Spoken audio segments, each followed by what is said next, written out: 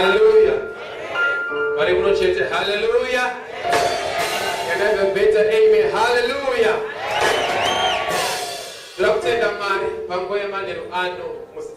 Hallelujah. But I've asked the praise and worship to give us one song. Mari please worry. Before I do what I want to do. Praise and worship. Mari please worry. Put your hands together. Let us worship God together. Hallelujah. Stop worrying around, looking around, but concentrate that you are here to worship God. You are here to have an encounter with the Lord. That's the main purpose. That's why you are here. Hallelujah. So let your focus be on the Lord. Not on anyone who's not here, but let your eyes be focused on the Lord. Hallelujah. I always say, I don't make a short hand of Ajaka. Says, you want to make a short was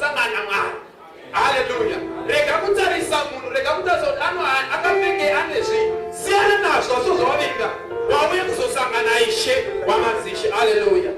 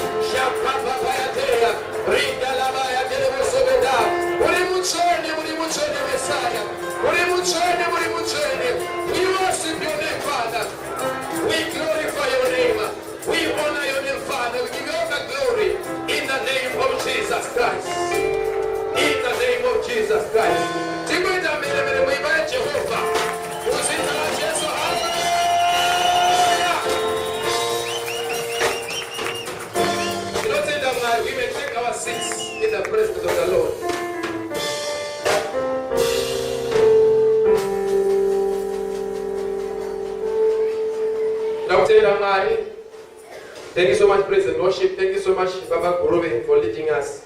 Tinogamchira Tungamiri Vese, our Vice Chairman, Baba Makanda, our Secretary, Baba Makoshe.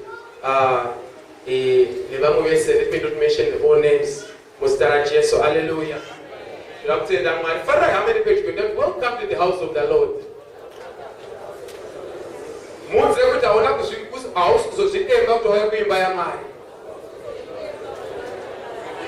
Hallelujah.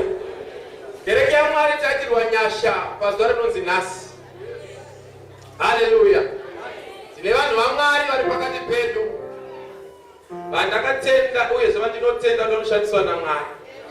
Hallelujah. Lord, teach him Shakanaka, Tinemun Wangari, Pamachetinamai, Pastor Tirarame, all the way from Blawayo.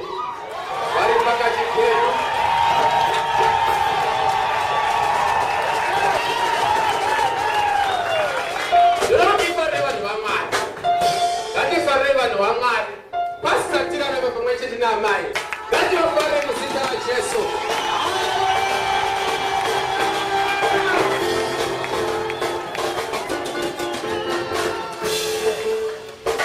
Wonderful.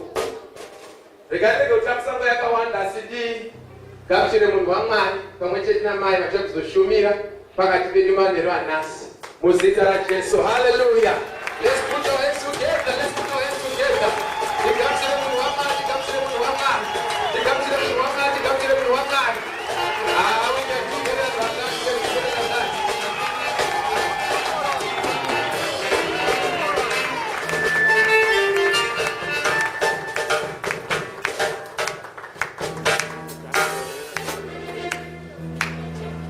Tenda tiitore zvokuzedu vari vatiitire zvakanaka maererano mukana wangu kuti ndifarire munhu waMwari Pastor Story pamwechete namai vanova vatungamiriri vedu pano vo vakatikoka kuti tive tiri pano pamwechete neleadership pano yose Mwari vakuitire zvakanaka muzita raJesu. Amen. Muzita raJesu. Hallelujah. Unoita zvakanaka kana vandifarira because ndiri wekuchechi kwenyu.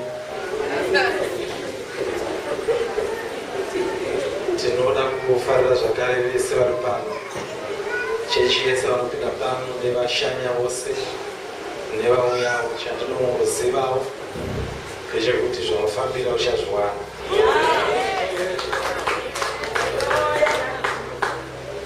Handisi kuda kuti nditore nguva yakareba ndiri panapa.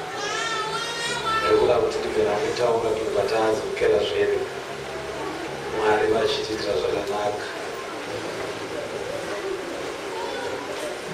Ndifarire maitiro rame.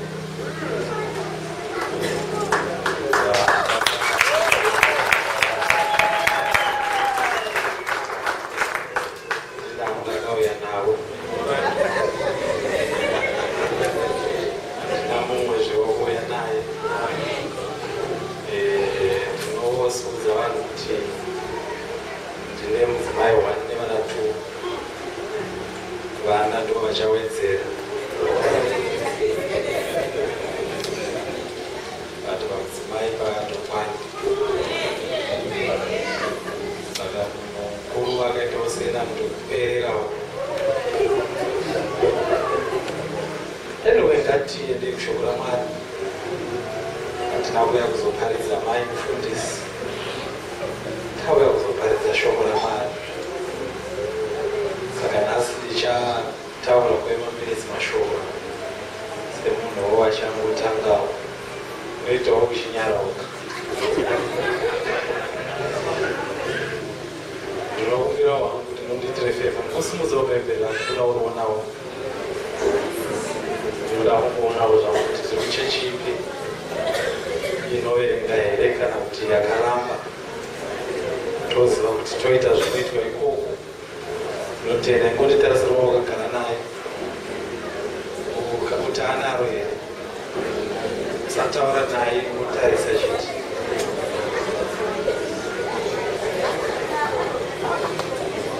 Kana asina chimudzo watanzi nababa rokuita serious.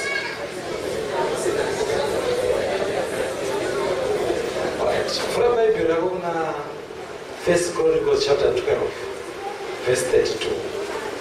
Makoronike ekutanga chapter 12 verse 32. Ndinofarira zvaungaona baba mutsveni wavo vakandimorosa vachibva kure hama taipinda nadzo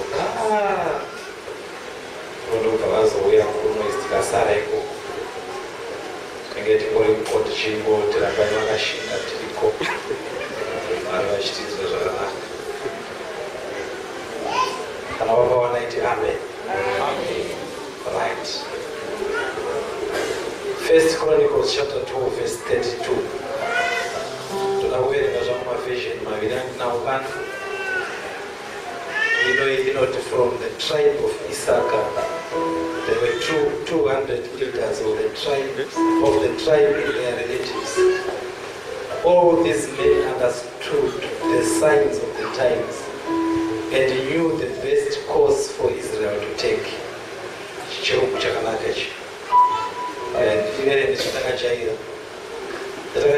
Of Issachar, men with understanding of the times, to know what Israel ought to do. 200 chiefs and their kinsmen under their command. Of the children of Issachar, men who had understanding of the times, to know what Israel ought to do. But toda kutaura manhu ano Mwari vachindipa nyasha dzavo pamusoro petitle yekunoti understanding the times, kunzwisisa nguva. Taura padhuze nawo newe kuti nzwisisa nguva. Now nyaya yataverenga is about the children of Issachar. Issachar was one of the 12 sons of Israel, kana kuti Jacob. Now Issachar kuberekwa kwake, we come across nyaya yacho pana Genesis chapter 30. Shoko raMwari rinoti ndoza zvakutondetseka zvakava kutoparidza ndatotanga so chozoka asi ukatadza kubata pana kuberekwa kunozoshaura kuti sakateerera.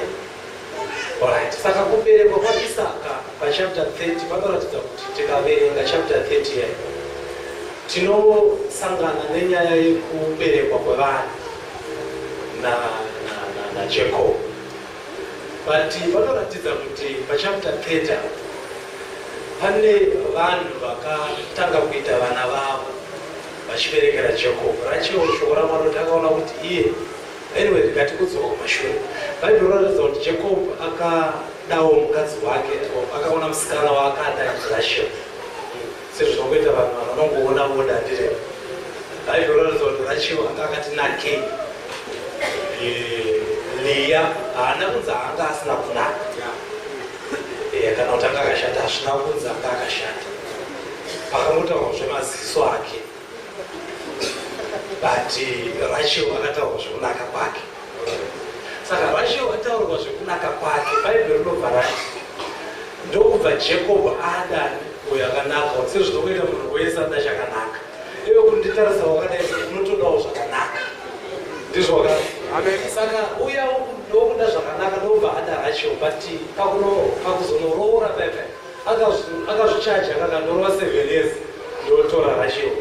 Padzakakwana ndobva arohwa dzakatambuka ndobva apiwa Leah. Ndobva mangwana amuka zvikazangana wakatodawo ifuti tokupa vatorova futi dzimwe 7 ndobva arova 7 dzake.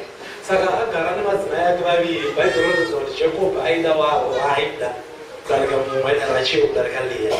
Saka Bhaibheri rinobva rati Jehovha vaona kuti Leah hadiwi ndokubva vamupa vanhu. Saka Leah akabereka Reuben achifunga kuti pakuita mwana pandaita tichadiwa. But Jacob akaramba achida Rachel. Ndobva abereka Simeon, ndobva Jacob aramba achida Rachel. Ndobva abereka Levi, ndobva Jacob aramba achida Rachel. Ndobva pese paaibereka vana aitoona mazita aenderana nokuti izvozvo kuti murume wangu achandionawo, izvozvo achazoswedera padhuze neni, iko zvino achandidawo. Kusvikira abereka Judha, Bhaibheri roti paakabereka Judha akarealiza kuti murume uyu haana basa nezvevanhu, ndobva achinja attitude yake towards zvaaifunga kuti ndozvinoita. Akati iko zvino zvandabereka Judha, I will praise the Lord. Whether ndiri kudiwa kana kuti handisi kudiwa, but chandatozoona ndechekuti murume anogona kukuda kana kusakuda, but pane anofanira kurumbidzwa whether uri kudiwa kana kuti haudiwi. But I will praise God whether Jacob hadiona kana kuti haana, I praise God. No, but tinosvika pachapter 30 ndo panonzi Rachel aona kuti haasi kuita vana, akaenda kumurume wake akati give me children or else I will die. Hallelujah. Amen. Ndokubva Jacob ati am I God zvokuti unondiya kwandiri uchiti ndikupe vana. Ndokubva Rachel ati alright, ini ndakundikana but ndokupa muranda kadzi wangu, I think ainzi Zipa. Ndokubva amupa muranda kadzi wake, ndokubva amuitira vana. Ndokubva Bible robva rati Leah aona kuti kwa Rachel kwapiwa murandakadzi, ndokubva apa wake womurandakadzi ainzi Bila, ndokubva aitawo vana. Bible robva rati ndokubva Reuben aindowa musango amene kuti kumunda kana kuti musango, ndokubva anowana muti muchero waakawana unonzi neshoko raMwari nebhaibheri rechirungu mumandrake tree unonzi wanga uri a love portion. Indofunga kuti Reuben paakaona muti uyu akati mai vangu havadiwi, ndikanavapa muti uyu mudhara anogona kuona ubomusi. Ndokubva aenda nemuti uya nemuchero uya manje, ndokubva anosvika akapa mai vake Leah, ndokubva Rachel azviona, ndokubva ati ndipe muti uyu ndiri kuuda kuno. Ndokubva Leah ati iwewe wakanditorera murume wakazvina kukwana here kuti murume wangu wakatora izvozvo wakuda kunditorera futi love portion yekuti ndidiwe. Hallelujah. Ndokubva Rachel ati kana zvakadaro it's okay, murume unogona kumutora. Kana watora murume ini ndodi ndotora love portion. But love portion inotendwa nevanodzidza shoko raMwari kuti yanga ine ability yekuti kana ukadya portion iyi yai-increasewo fertility. Saka Rachel waifunga kuti ndikatora izvi kunyange Jehovha achidzi ndiye akavhara kuti ndirege kuita vana, but kana ndikango handito zvamunongoitawo kuti kana zvaramba unongoedzawo zvimwe zvaunofunga kuti zvinoita. Tikutoparidza so. Amen. Bible robva rati ndokubva Leah atora murume musi wacho iwoyo, ndokubva abata pamuviri. Handika abata pamuviri ndokubva abereka mwanakomana, ndokubva atumidza mwanakomana zita rokuti Isaka. Saka Isaka uyu munhu anoziva pekutaimira kuti kana ndoda kuuya handingouyi pese pese, ndinouya at an appointed time. Hallelujah. Ndikuda kuti Mwari atigadzirire rudzi rwanaIsaka runoziva nguva yekuuya nenguva yekurovha kuchechi. Bhaibheri rinobva raratidza kuti tichizoriverenga nekufamba kwenguva vana vaIsaka vakabva vangotorawo nhodzera kana kuti zvinobva kuna baba zvekunzwisisa nguva nekuziva kuti Israeri anofanira kuitei. Hallelujah. Now shoko raMwari tikariverenga tikadzoka futi kuna Genesis kwekwe unonzwa zvichinzi Mwari pakutanga vakasika denga nenyika, ndokubva Mwari vatanga kugadzira nguva vachiti evening and the morning was the first day, evening and the morning was the second day. Mwari vakatanga kugadzira nguva nemazuva.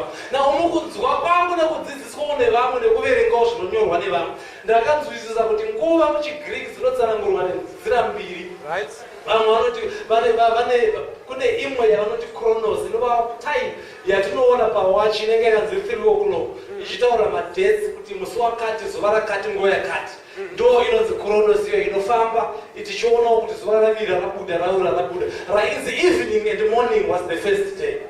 Hallelujah. But ukaverenga Bible rako pachapter 1 ya Genesis uchaona kuti kwainonoperera inoverenga evening and morning first day kusvikira paday number 6, but painenda paday number 7 inoti pazuva rechi7 God rested, but hauzonzwi zvichinzi evening and morning pazuva rechi7. Zvoda kuti resi yakataurwa naMwari haisi yekuti inopera pazuva rimwe chete, but ndakanzwa kuti Joshua haana kuvapa zororo ravaitarisira, nekuti dai akavapa zororo Mwari vangadai vasina kutaura nezve rimwe zuva. Ndokubva Jesu auya akati chiuyai kwandiri imi makaneta makaremerwa ndikupei zororo, kureva kuti rechi7 rakatadza kuzororeka, but zororo rakuwanikwa mahari. Saka munhu anofanira kunzwisisa nguva.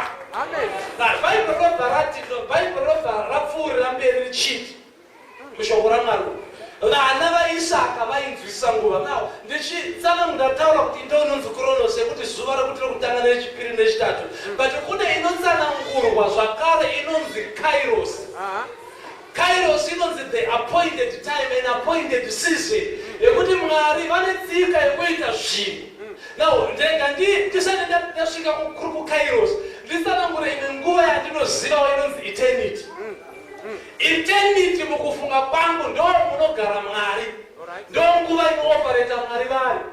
Nekuti pandakabereka zvakazarurwa akati hakuna usiku, but kuno tiri kunyika kune usiku, but kuna Mwari uko hakuna chinonzi usiku, ende kuna Mwari hakuna 3 o'clock, kunonzi eternity. But Mwari kana vachioperator zvinhu zvavo zvine chekuita newe zvakawanikwa kare mueternity. Ende Mwari zvako vakazvipedza kare munguva yavanorarama vari mueternity. Ndosaka shoko raMwari richiti it declares the end from the beginning. Zvoda kuti kunotangira Mwari nyaya yako yakapera kare. But kwauri kuno kuyogona kunge ichiita kunge isati yatanga. But kwa Mwari yakapera. But kunonzi kuKairos ndo kunosangana Chronos neeternity. Yekuti kana Mwari zvavakaita mueternity zvinotanga kumanifesta patime yatinoziva yatinogona kuverenga. Iwe wobvunza kuti zvakaitika nguvari, iwe woti 3 o'clock musi 29 March.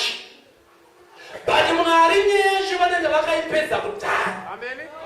Ndauya kusongoudza umwe munhu kuti Mwari nyaya yako vakaita kare. Haleluya. Ende Mwari vakapedza neve kudhara. Iwe usati watanga iwe vanga vatopedza. Tine munhu here ari kundinzwa masitamanderana. Shoko raMwari rinobva raratidza kuti vana vaIsaka vainzwisisa nguva, vaiziva kuti inguva yekuitei, voziva kuti Israeri anofanira kuitei. Zvoreva kuti kana tichida kududzira shoko raMwari tinobva tati Israeri aiti kana ane chaanoda kunzwisisa chine chekuita nenguva aienda kuna Isaka onobvunza kuti toitei. Isaka odudzira kuti inguva yezvakati.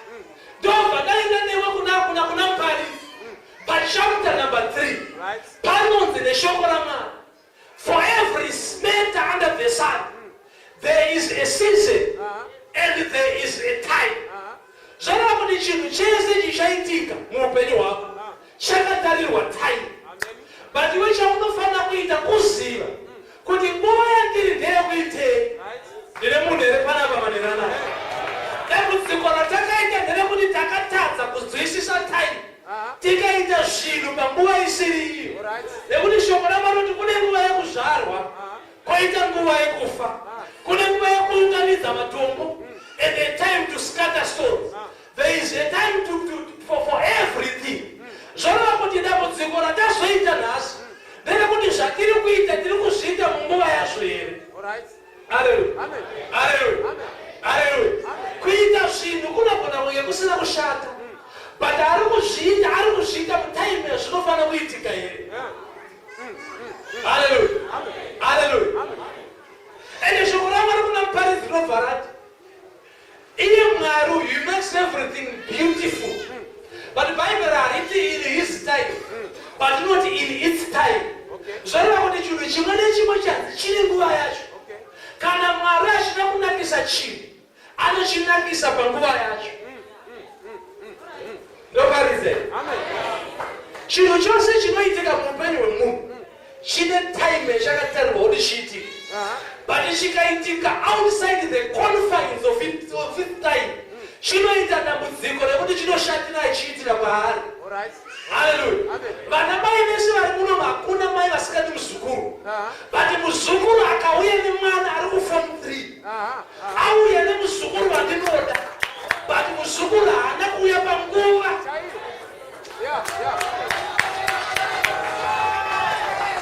Yaanotarisirwa kunge achiuya. Saka chinhu chose Mwari vakachikurongedza chakanaka chichiitwa munguva yacho. Haleluya. Ukaona orenji risati raibva riri mumuti, iwe mukaritana risati raibva risati rasvika panguva rinoshatira iwe uri kuridya.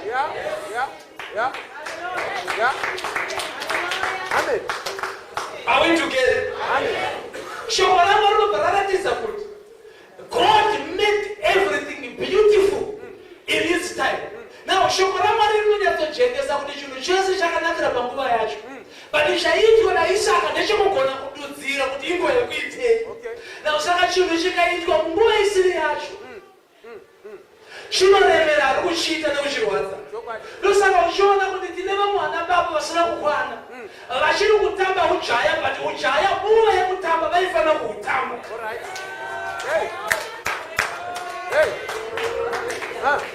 Tende yaifana kuitwa ujaya. Vamwe vakaregedza kuita ujaya. But vana baba nanasekuru ndo pavanoona vakutembera vana vedu vechikoro. Because vari kuita zvinhu zvavakarega kuita panguva yazvo. Iparizere vana. Amen. Mafararo ida vanhu vanabva vachipa. Zvakanaka vanhu vandataurisa napedza kudaiso. Next week ndinonganya pori kumi. Hallelujah. Amen. Hallelujah. Hallelujah. Saka zviri kutinetsa mazuva ano ndezvekuti vanhu vakarega kuita zvinhu panguva yazvo. Ende vanhu vari kuita zvinhu outside time yavo. Hallelujah. Hallelujah. But chinhu chose chakanaka kana uchichiita mutime. So you need to understand the times. Hallelujah. You need to know what to do and when to do what to do. Hallelujah. Amen. Hallelujah. Amen. Chinhu chese chiri right. Mwanakomana nemwanasikana. But ingomirira nguva yako. Kana waroorwa uchaenjoya marriage. But nhamo dziripo ndedzekuti vamwe vakapedza marriage vasati vapindamo. Vakaita zvinhu nguva isati yakwana. Mugare kune vanotenda. Saka pauri kutambira, iwe ingozviona wega kuti zvandiri kuita ndo nguva yacho here kana kuti ndiri kurarama munguva isiri iyo. Even zvimwe zvinhu zvataifana kunge tagona kuachiva by this time, zvimwe zvedu takatadza kuzviachiva nekuda kwekuti nguva yakatirambira. But pandakanzwisisa inini ndezvekuti muparidzi unopfuurira mberi futi oti time and chance happens to everyone. Zvareva kuti iwe hauna excuse yekublema kuti ndakashayiwa nguva. Hallelujah. Nekuti pavaifana kunge vakaenda kuchikoro, time yacho yekuenda kuchikoro yakasvika. Hallelujah. Vamwe ndo vaitiza. Amen.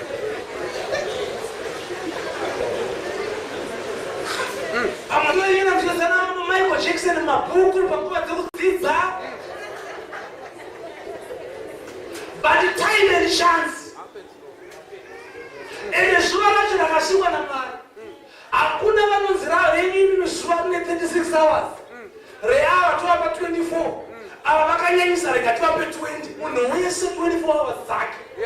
And it's not the amount of time that matters. But zvaunoita netime yacho. Nekuti chinhu chimwe nechimwe chine time yacho. Hamuna kana ndina ari kundinzwa masikatana. Hamuna kana ndina ari kundinzwa masikatana. Tine nguva yekunamata Mwari. Tine nguva yekutsvaga mari. Ngazvirege kusanganiswa. Kuti panoda kunamatwa. Amen. Ini ndakaita nhamo nevamwe vanhu. Vaunonamatira mufundisi. Pastor ndoda basa. Ovanamatira Mwari ova pabasa. But vapinda basa ravanamatira. Vakushayira Mwari akavapa time vava pabasa. Time yacho yekuzomunamata. Hallelujah. Amen. Anyone vachinonoshupana vanenge vakutarisira wachiso uchiparidza kuti time ichikurumidza pastor.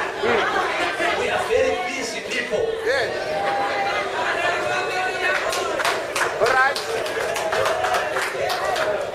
Nobody's there. My church, man. Amen.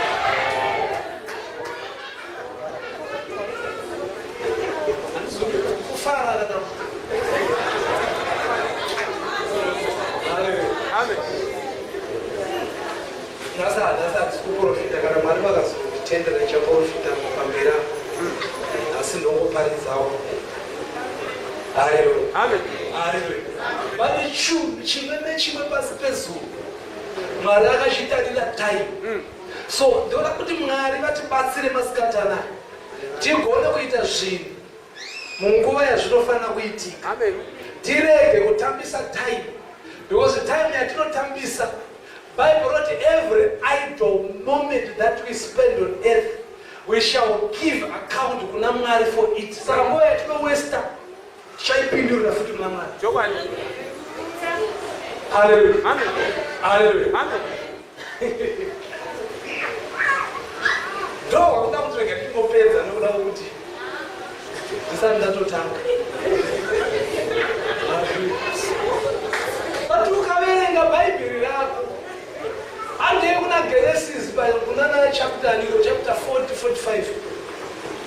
Bhaibheri rine murume warinotsanangura harimo kubva chapter 36 I think. Anonzi Joseph.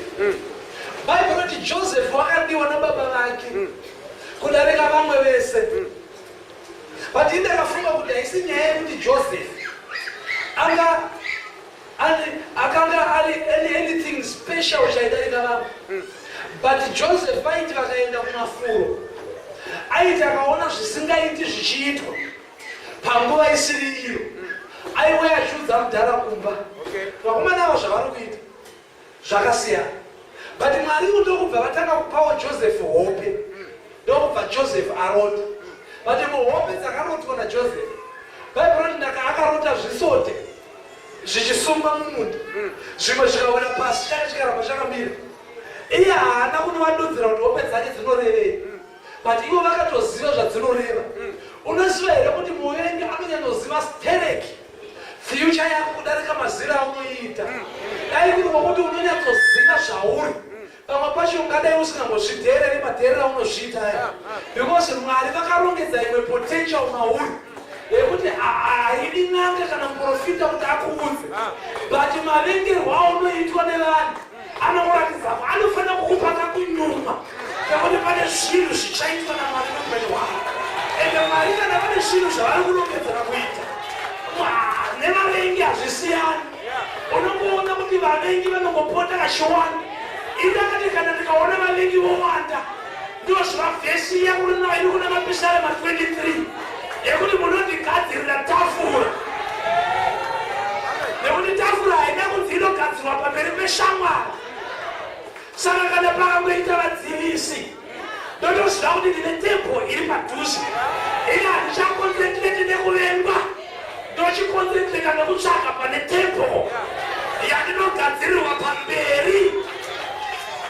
Ende tempo iyi zvainoitwa ini ndakazvinzwisawo nemamwe manzwisisiro ekuti anoti pamberi pevadzivisi, nekuti zvaiitika ndezvekuti kana ndine muvengi anotimhanyisa ndikamhanya ndikapindira muno, imi ndimuchandakashuva kuti ndadyei.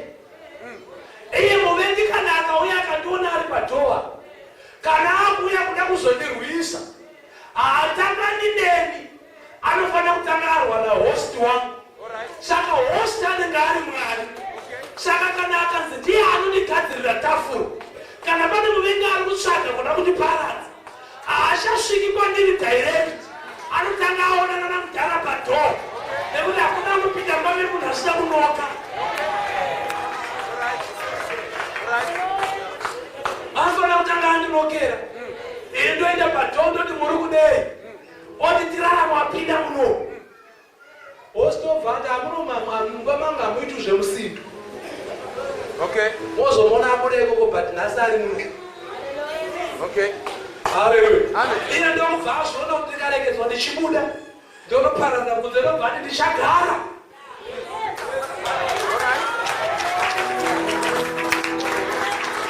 Mumba maJehovha mazuva ose.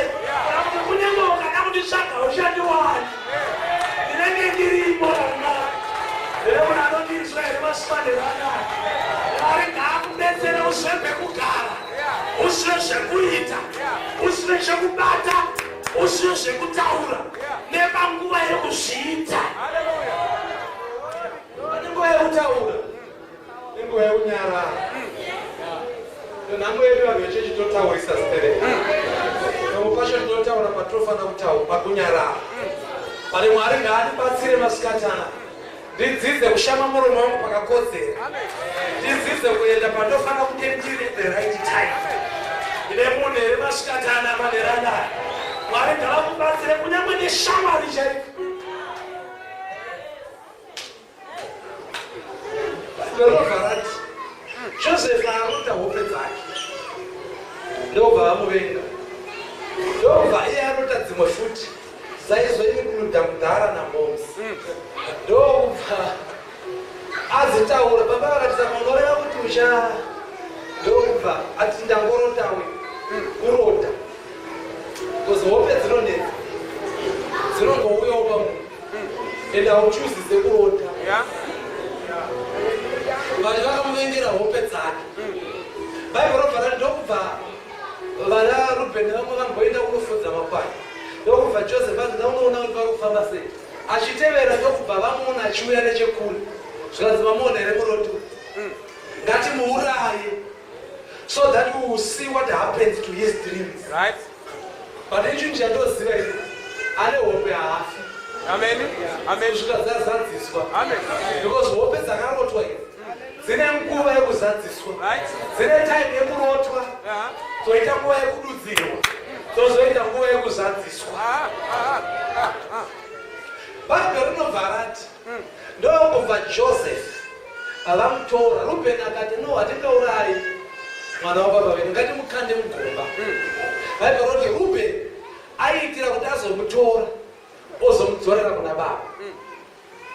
Munyati waRubheni uri right, but dzimwe nguva indakati, dzimwe nguva muvengi,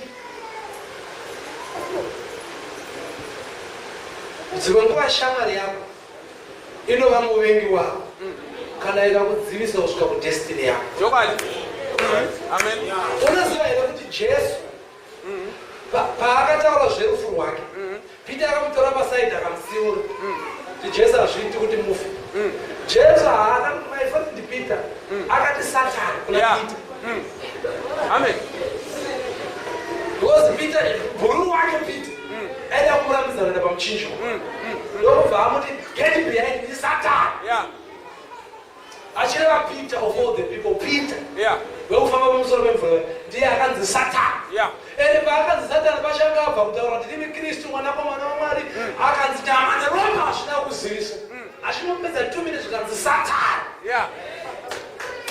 Amen. Uyu ndibhururu. But Judas aifamba naJesu achimurongera kumutengesa nekuti afa. Paakamutengesa, paakauya nekisi kuzotengesa Jesu nekisi, Bhaibheri rinoti Jesu haana kuti Satani kuna Judas, akati friend, if you come to betray the son of a man with a kiss, Judas akavashamari nekuti aendesa Jesu pamuchinjikwa. Peter akava Satani nekuti airamidza Jesu muchinjikwa.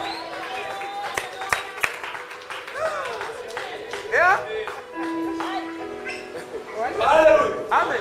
Hallelujah. Amen. Saka kune vamwe vanhu vanoti kuti vari poso naRubheni vanongada kuzorera kuna mudhara, but kana akadzorwa kuna mudhara hachasvikwi. Unozadzisirwa hope. Saka pane pamwe paunofanira kuzopinda mwana wama ipo paya paya pawakapinda irooneko chimowa ndi Satani, but pari right, because impact yekuzadziswa kwehope. Tichiri tese here vanapa. Bhaibheri robva rati ndokubva aenda Josefa amene vaenda Rubheni, but vaIshumaeri ndokuuya zvikana naJudha. Ngatimutengese waIshumaeri apera yavakaita manje amepiwa vana Judha nana Judhasi vane tsika yekuda kutora mari vachitengesa vanhu. Ndokubva Judha ati ngatitengese Josefa. Ndokubva Josefa aenda, ndobva anonyepera mudhara kuti mwana akafa. Unoziva kuti vakomana vainyepa zvokuti vakati vanyepera mudhara, vakanyepera mudhara akabhilivha hope dzavo nhema dzavo, kusvikira naivo vakutobhilivha nhema dzavo kuti Josefa akafa.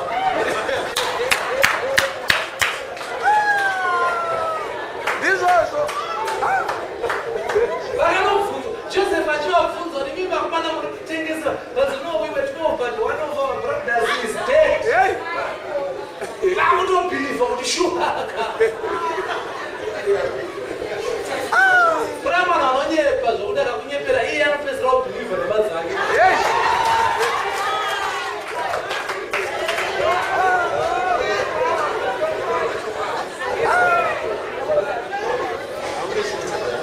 Joseph wakutamba maPotifa. maPotifa vakaitirwa zvakanaka. Nyaya yacho munoiziva. Ndobva apinda mujere mune nyaya yangu yandinoda kutaura. Joseph apinda mujere. Inini ndotofanira life yaJoseph. Nekuti kana akakandwa mugomba anosvika achitonga mugomba imomo. Akapinda pamaPotifa anotonga pamaPotifa imomo. Unoziva kuti kunyange vanhu vakakuisa mukona so kona inobva yaropafadzwa.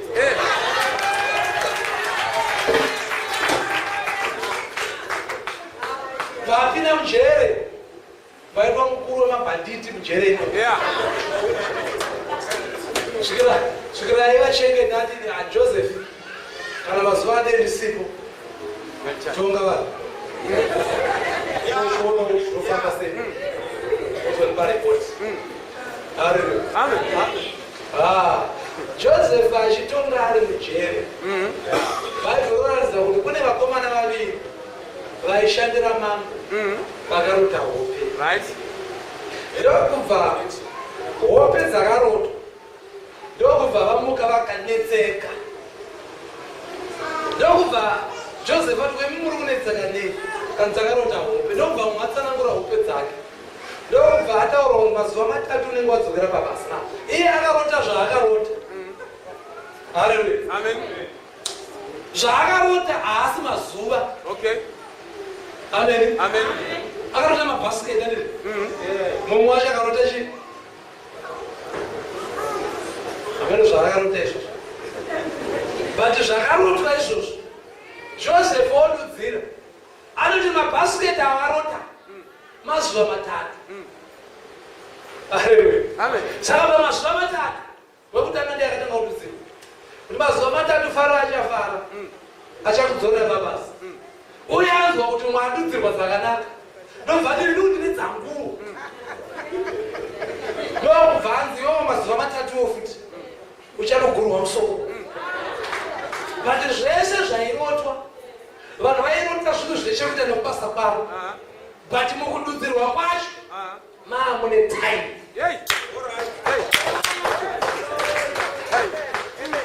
Ndokubva Joseph aita mistake number 1. Zvikanzi iwewe ukubuda iwewe paunongonobuda usandikanganwa undirangarire. Joseph anauzwa kuti mujere matiri anapinda ndega ndina Mwari aneni muno. Saka iye ndiye asingafanira kundikanganwa kwete muchinda uyu. Because muchinda akabuda akaenda akanoudza Faro kuti kune munhu aripo panhamo afacilitata kubuda kwamuna kududzira hope kwake. Akanzi Joseph buda akabuda mujere. Ndopaiperera Joseph ipapo. Saigona kubva akoenda kwaanoenda. But kusara arimo kunoita kunge yarambwa.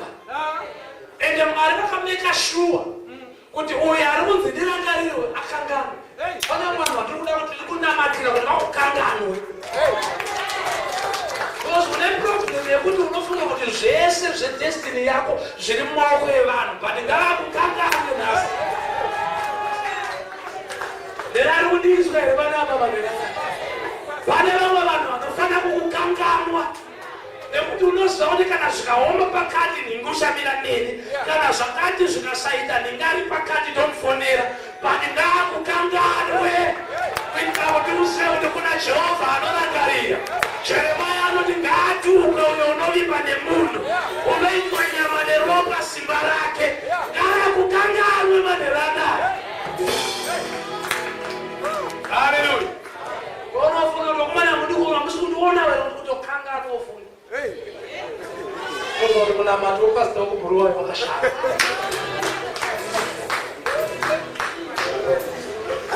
Rogare. Amen. Pastor rinobva rati ndokubva akangana. Pari mukukanganwa kwake pane mmedzi dzairongwa naMwari. Marota ane tsika yekuronga. nezvokuti uyako wakaita kuno nedzimwe dzakarongwa naMwari. Ndinaro kuti Israeli panapa. Mwari akakurongera ipapapa zvokuti uri kuita hako zvauri kuita but Mwari ane dzaakaronga. Ende dzaMwari medzi dzinobuda sheti. Kana Mwari akaronga tsoro yake nelaifi yako hapana chinoramba. Bible says with God nothing shall be impossible. Kusangana unoye nedzimwe dzemedzi dzakarongwa naMwari chine chekuita nelaifi yako. Kusangana unawo kufanira kuutanga ugopera Mwari vasina kuita chimwe chinhu. Handisikana ndine munhu ari kundizwa ndinana kuprofita ere panapa.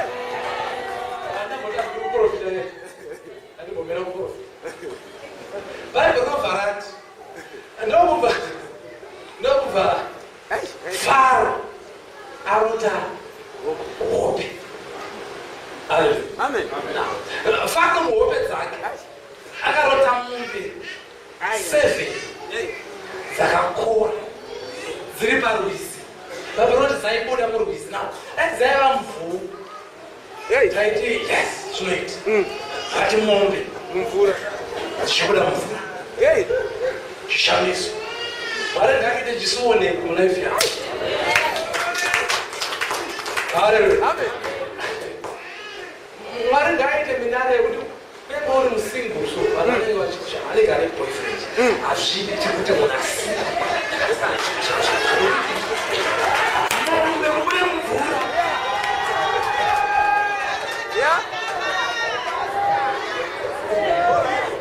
Amen. Mombe dzichibuda mvura. Bible kuti mombe dzakati dzabuda mumvura dzichifura zvadzo dziri pasaidi. Ndokubva kwabuda dzimwe dzakaonda. Idzi dzakasimba dzakakora. Zvinoita kuti hadzakagwinya. Kwabuda dzimwe kuti 7 dzakaonda. Ndobva dzaonda. Na mombe inofanira idzi dzaifura sora idzi. But dzakabuda mvura dzichitudze kuonda idzi. Hadzichisora. Dzakasvika mombe.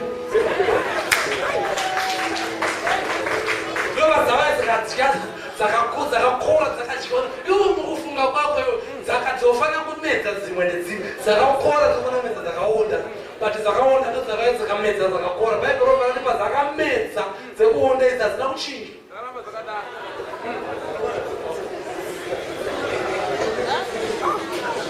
Vafara netseka kuti what kind of hope is this?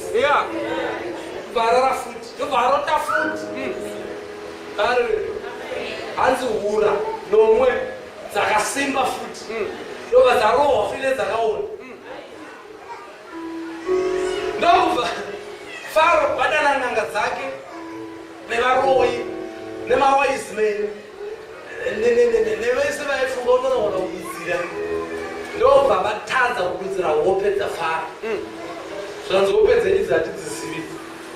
Kuna mombe dzakaonda zochiya dzakakora. Daimatisa kukora dzakajeka. Dzamuri kuti dzakajeka. Dziri hope dzenyu. Faro akadetseka. Faro akaonda overnight. Akadana n'anga. Unoziva kuti uona munhu otsvaga varoyi.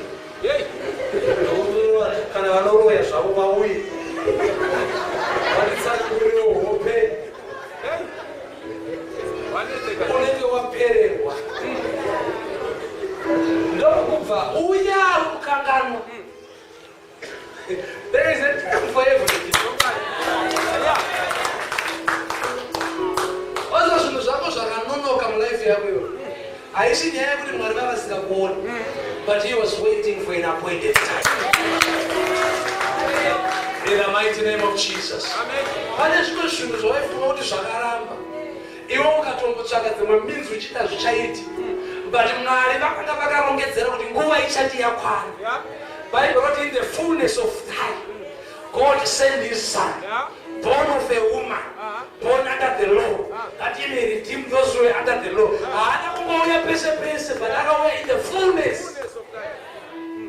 Hallelujah. Hallelujah. Pane munhu anenge achiti anonoka kuwanikwa ndikadiba dzimwe nguva dzacho uchaona kuti ukawanikwa une 27. Tinongoti handizvo vatorwa. Vova vachandiko gore nacho. But chata uri kuma-50 ndiukuona. Nevanoti hatiyatendi mishato yavanouya kwavo. Vakuzviona kuti ndizvo akaonei.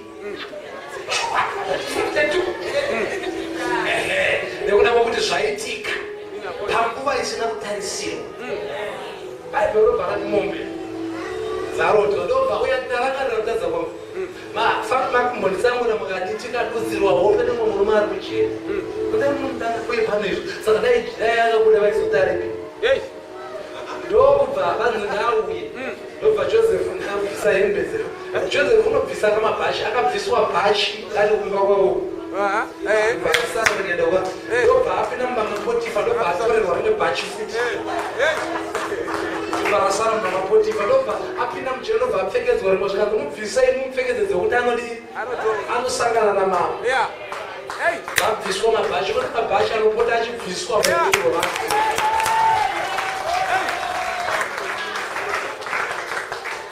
ndobva Joseph asvika ndobva audzwa hope zvikanzi hope dzenyu Faro imbiri but ihope one. Amen. Zvikanzi the 7 cows are 7 years. Iye akachirota mombe but Mwari vavasiri kuratidza mombe vairatidza taita. Zvinhu zvaMwari Bible rinoti it is to the glory of God to conceal a matter. Yes. But it is to the glory of kings to search after a matter. Mwari vachida kuratidzawo zvinhu zvavo havana kurotesa Joseph hope vakarotesa mambo ndobva varatidza mambo mombe.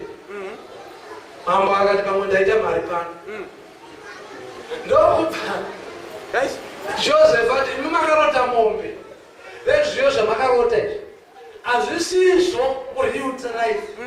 Mureal life marota hope mbiri but hope i1. Mureal life marota mombe but makore 7 years dzichauya dzemaguta ekuti muchakohwa pana vamukakangaro but after izvozvo kuchauya dzimwe dzenzara dzekuti muchakanganwa kuti makamboguta. Saka inini mambo Mwari akuudzai chinhu ichi nekuti anoda kuti mugadzirire time.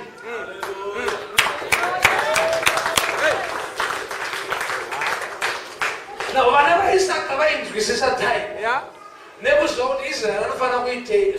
Zvava kuti Mwari vachitaura nemunhu havangomuudzi zvinhu chete but vanenge vachida kuti azive zvekuita nechaamuudza nepekuzviita pacho. Rugare unaonoti ndokubva Bible rinobva rati ndokubva Joseph anzi hakuna mumwe angatomboita zvauri kutaura izvi iwewe ndiwe unotofita chitungamirira nyaya dzacho idzodzisi. But mutaimu dzese dzaFaro nyaya chaiyo haisi pahope dzaFaro, nyaya iri kuhope dzaJoseph dzaakarota ari kumusha dzezvisori ndo dziri kududzirwa nekuzadziswa muhope dzaFaro. Zvona kuti dzaFaro dzinogona kuita kunge hope dzenation yese but hope dzaFaro haasi kudzirotera iye, ari kurotera kuti Joseph azopfugamira. Lemunhu ari kundinzwa here manheranaya? Une zvako zvavakarota muupenyu hwako. Ini handizvizivi zvimwe zvacho, handingada handisipo vairota but ndauya kuzodeclare kuti yakwana nguva yekuti zvavakarota zvizadziswe. Ndauya kuzodeclare kuti yakwana nguva yekuti zvinodiwa naMwari panguva yakafanira zviitike. Kune munhu ari pano here manheru anaya muzita raJesu? Tinorota zvinhu, tinoona zvinhu, tine zvatinoronga nekufunga but dzimwe nguva dzinoramba kubatika nekuda kwekuti zvimwe takazviita panguva isiriyo. Haleluya. Zvinhu munguva yazvo woziva kuti dziri kurotwa mwana waMwari vane tsika yekuti pane vamwe vanhu vanopinza muequation yelife yako vachirota dzavo but ivo vanofunga kuti uri kududzira dzavo but mune dzavo mune kuzadziswa kwedzako. In the mighty name of Jesus. Wavazotaura mamunhu manheranaya kuti if you want to reach your destiny, you realize that there are people who you meet along the way. Vane hope dzavo zvinoda kududzirwa newe, vane zviroto zvavo zvinoda kuitwa newe. Kana iwe waita izvozvo, you realize kuti in a way you are interpreting your own dream as well. Hallelujah. Haleluya. Saka ashiza zvakanaka basa nemunhu inozvirara mupenyu hwangu ndiri muno muCape Town. Haleluya. Uchatoona kuti dzako dzizadziswe pane dzimwe dzemumwe dzaunofana kududzirawo. Dzajosa hadzizadziswi kana dzafaro dzisina kurodzwa. Ende zvazvinoita manje Mwari vanotonga vari kukanganwa so iwe ndiwo wakatanga kurota. But Sufaro nongoda achirota nhasi 14 years zvatopera. Ende Juni nyamukuru dzatisomo dzafaro ndio munozobudawo dzaJoseph. Ziva nguva uzive zvekuita panguva yacho. Vana lero munhu ndiri kuparidzira vana. Lero ndiri kuparidzira here mazuvanirana. Unorega ndichipedza. Ephesians anoti redeem the time because the days are evil. Hallelujah. Amen. Mazuva atiri kurarama mazuva akaipa. But tofana kungwarira nguva dzedu. In the name of Jesus. Amen. In the name of Jesus. Amen. Toziva zvekuita panguva, toziva kwekuenda panguva. In Jesus' mighty name. Hallelujah. Ukanga usiri panzvimbo panguva yaunofana kunge uripo, iwo ndiwo unorarama upenyu hwefrustration. Ndichinopedza zvangu nyaya yangu, ndakaverenga bhaibheri kuna Joel. Anotaura pamusoro perestoration. Joel akubva ati zvakadyiwa negwatakwata zvikasiyiwa negwatakwata zvakadyiwa namuteteri, zvakasiyiwa namuteteri zvakadyiwa nemhashu amene odha yacho, zvakasiyiwawo nemhashu zvikazopedziswa namupedza chose. Joel ari kutaura nyaya yake achiri pakaoma, hondo yauya iri kuparadza zvipfuwo zvirimwa mumunda. But Joel anobva aenda panext chapter, anobva ati ndichakudzorera kwete zvakadyiwa zvacho, but makore akadyiwa negwatakwata neakadyiwa nemhashu neakadyiwa namupedza chose. Now we have a time muupenyu hwedu yatakatambisa nguva. Andidika tine nguva dzimwe dzatakatamba nadzo, but Mwari wedu ndiMwari uzere nenyasha. Anoti ndinokudzorerai makore akatambiswa aya yaMwari oneva vanogona kumadzorera. Ndine munhu ari kundinzwa iri vasikatanayo. Tine dzimwe nguva dzatakatamba nadzo dzataifanira kunge taita zvimwe tasvika pamwe, but takatamba netime. But Mwari vari kuti ndiri kuandastenda kutamba kwamakaita nenguva, but ndiriposa Jehovha Mwari wedu kuti ndikudzorerei makore. Amene kana pana munhu ari kundinzwa. Ndakambofunga kuti dzimwe nguva makore kana achidzorwa ngaadzorwe ese, ekuti kana ndakajambira prema ndinongoitenga undeidisplaya mumba. Ndoona ndiri pamanga ndakadisplaya prema yakunonyabvunza kuti ndokuza kuti ndeyangu ndendaifanira kunge ndakashandisa kuti Mwari vati ndichadzorera makore. Hallelujah. Hallelujah. Akuna ndichikasereka ndiri kufunga makore kwayo uye unoti ndevana ndakaichambira pamakore ayo. Saka Jehovha akati makore anofanira kudzoswa. There are moments in our lives dzataifanira kunge tavaSamuel, but Jehovha ngaatirangarire manerana aristowe mumwe nemunzvimbo yake paaifanira kunge ari ngaadzokere ipapo. In the mighty name of Jesus. In the mighty name of Jesus. Ndakaverenga bhuku kuna Ezekiel pachapter number 37. Anoti mweya waJehovha wakanga uri pamusoro pangu akanditungamirira to the valley of dry bones. Inofunga kuti kana mweya waJehovha uri pamusoro paEzekiel unofanira kumuendesa paripo munzvimbo yemweya maanenge achiona zvekudenga. But Mwari akati handidi kuenda newe ikoko, vakuenda newe pakaoma.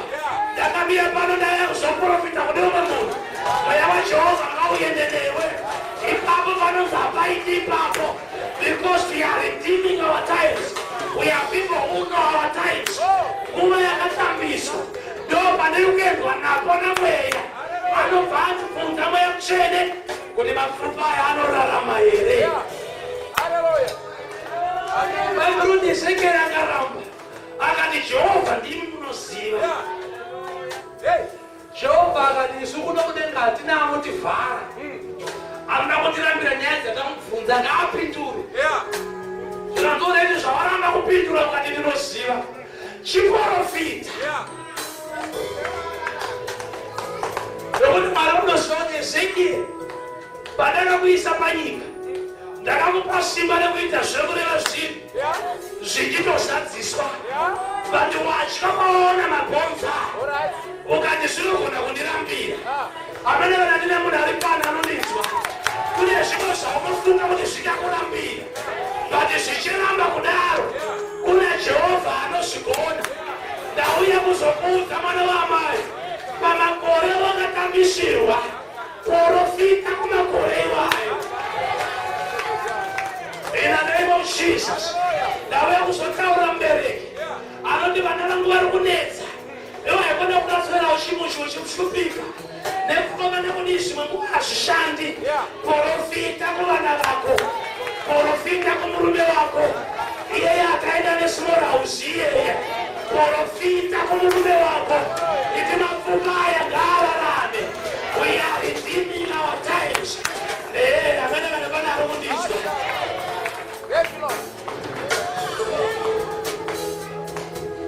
Hallelujah. Hallelujah. Kana ari murume wako yeye, kana ari kwakana ndiye akakuda, hazvinei nekuti akaenda. Iwe profita chete, iti iwe mapfupa zvanzi naJehovha rarama zvakare. Zvanzi naJehovha pfupa rimwe nerimwe ngariende panzvimbo yaro. Handizivi kwakaenda pfupa, but ngaridzoke panzvimbo yaro. Handizivi kana pana anondinzwa. Chinhu chimwe nechimwe ngachiende pachinofanira kunge chiri. Chese chelife yako ngachidzokere panzvimbo yacho.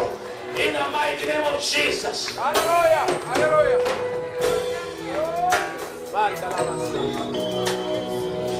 Hamana kana kushimba nawo. Pane zvinhu zvine chekuita newe zvaunofanira kuprofita kwazviri. Taona kuti mapfupa, hakuna pfupa regumbo rinoenda mumusoro. Iro rinozviziva kuti kana muprofita ataura rinoenda ipapo. Nhasi unokutenda kukuita muprofita. In the mighty name of Jesus. Mwari ngaakuite muprofita weupenyu hwako, wevana vako, wemhuri yako, wedestiny yako. Prophesy to your life. Bhaibheri ndakanzi profita. Bhaibheri ipapo ndakaprofita. Pfupa ndikaona rimwe nerimwe pfupa richidzokera panzvimbo yaro, ndikaona nyama ichienda ichitokabva mapfupa ndokubva zvamira zvakadaro pasina mweya. Zvikanzi naJehovha, prophesy to the wind. Iti mhepo ngaivhuvhute isvike ipinde isina mweya, isina upenyu, everything chisina life. May God breathe His Spirit. Hallelujah. In the mighty name of Jesus. Amen. In the mighty name of Jesus. Pane vanhu vanotonga vakatuka kuti hapana chinhu chaunobata chinoita kunge chinoendeka. Mwari ngavafemere pane zvaunobata. In the mighty name of Jesus. Hapana chauchabata nemaoko ako. Iwe uchishandira Mwari ugobata chinhu nemaoko chikuramba kuendeka. Hallelujah. The devil is a liar. Hallelujah. I say the devil is a liar. Amen. I said the devil is a liar. Amen. I said the devil is a liar. Amen. I came to prophesy tonight in the name of Jesus. Hallelujah. Even that which you want to do, it's in the way the sangha. Yeah. Ndauya kuzoprofita zvamuri kuda zvinogoneka. Hallelujah. Hallelujah. The mighty name of Jesus. But mwana mungazive chake, asive nguva yekuita chake. In the mighty name of Jesus. In the name of Jesus. Mwana mwanga zvapati yake kuplay. Yeah. Jehovah anotirangarira. Thank you. Do I have someone in the house? Yes. Thank you, Lord.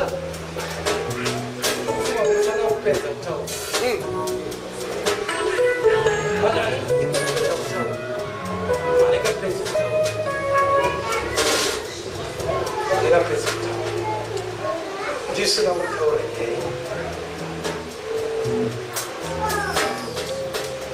nyaya. Ndekuti dzimwe ngoma dzacho zvinhu zvatinoita ngatizoda titi tega. Amen. Listen, kuti vakapedza kupeterera ZBC iri vati sizaiitizesa saitizoverengwa nevaidziverenga vana musoro wegomo kosi yamina kuchikuvasi vaiti vapedza kuverenga nhau dzavo vava vasingapedzi nhau dzavo kugara pasi vati musoro wegomo kosi and the crew behind the scenes good night and goodbye. Chingoma chori kutoyeyo program. Vati zvakungashida kukuudza musoro wegomo kana usikapambuka kana mumwe wacho mazuva ano unarume anenge tichikuudzai kuti panga pachiverengwa news imi maona face yangu mukaziva inini but kuti news dzibude handina kushanda ndiri ndega kune inonzi crew behind the scenes havabudi pachivhitivhiti but vanoita basa kuti news dzibude zvakanaka. Kune vamwe maripota anga achitaura achitora nhau ari paari hamuna kutovazi ndo crew yacho iyo. Saka uchaona kuti pauri kuprofita vanhu vanoona iwewe vanoziva iwewe but hausi wega kaiwe une vaunofamba naye una mari ari kuseri kwako une vatumwa vanokuperekeza une mhepo yamweya mutsvene inofembera zvaunenge wareva. Saka une crew behind the scenes. Amana kana pana ari kundibata ipapa kuti zvinhu zvako hazvisi zvako wega kune crew behind the scenes.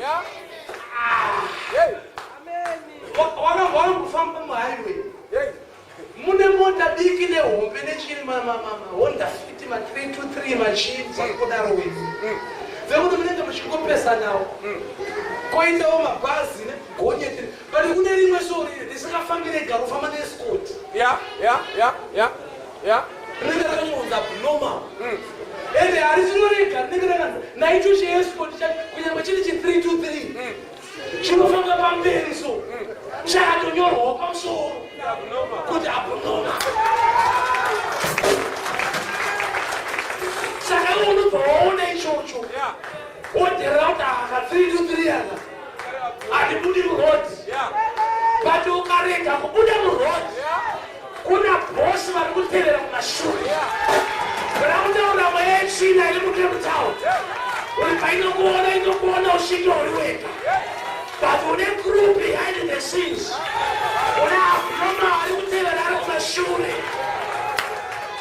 iyeye vakakurega uchiuya vakati tinodhererawo hausi wega une mukuru waunofamba naye vekuti anondiswa here madherana ndazvisvika nokuti uri munhu hausi wega in the mighty name of Jesus. Kunyange pandiri kuridhima nguva yangu handisi ndega ndina Jehovha aneni ndiye anozofamba ndakarasika ndiye anofamba neni achienda neni osvika apota apa pane changu chakasara panapa kolekta mwanangu ini ndobva ndakolekta but wandinofamba naye ari invisible haonekwi saka vanoona inini but ndina Mwari wandinaye vanoona vachaona iwe but una Mwari wauinaye ndikutikira kuti zvako ngazviendeke zvako ngazvifambe. In the mighty name of Jesus, the devil is a liar, the devil is a loser. In the mighty name of Jesus, zvenhu zvinofamba vana vaisaka vaiziva nguva nekuziva kuti Israeri oitei. Revival inoziva nguva kuziva penguva nekuziva zvekuita. In the mighty name of Jesus, I think I'm done. You can rise up on your feet and begin to pray. Mwari ngaakubatsira kunzwisisa time. Mwari ngaakupe revelation yekuziva zvekuita nenguva